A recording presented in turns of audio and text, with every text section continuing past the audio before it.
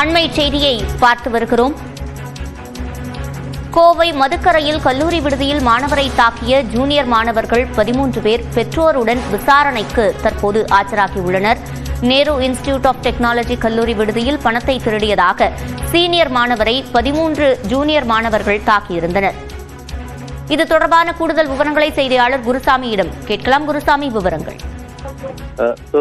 கோவை மதுக்கரை அருகே நேரு கல்வி குழுமங்கள் செயல்பட்டு வருகிறது. இந்த நேரு கல்வி குழுமத்தில் கிரிமினாலஜி MA கிரிமினாலஜி படிக்கக்கூடிய சீனியர் மாணவர் ஒருவரை பொறியியல் படிக்கக்கூடிய ஜூனியர் மாணவர்கள் தாக்கியிருந்தார்கள்.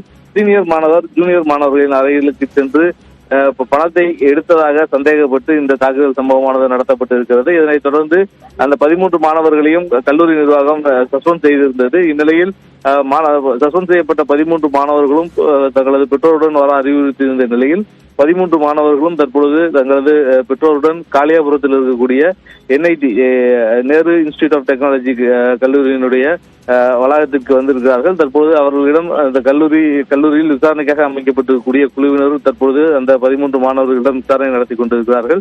என்ன காரணத்துக்காக மாணவர் தாக்கப்பட்டார், அதில் வேறு யாருக்கெனும் இந்த தாக்குதலில் தொடர்பு இருக்கிறதா என்பது குறித்து மாணவர்களிடம் விசாரணை நடத்தி கொண்டிருக்கிறார்கள். இதனிடையே கல்லூரி நிர்வாகம் சார்பில் ஏற்கனவே கந்தேகவுண்டன் சாவடி காவல் நிலையத்தில் புகாரும் அளிக்கப்பட்டிருந்தது. இந்நிலையில் காவல்துறையினர் கல்லூரி நிர்வாகம் தரப்பில் இது தொடர்பான விசாரணை நடைபெறுகிறதா என்பது குறித்து விசாரித்து சென்றிருக்கிறார்கள். அதே வேளையில் இன்னும் நேரடியாக காவல்துறையினர் மாணவர்களிடம் விசாரணை என்பதை இன்னும் துவக்கவில்லை.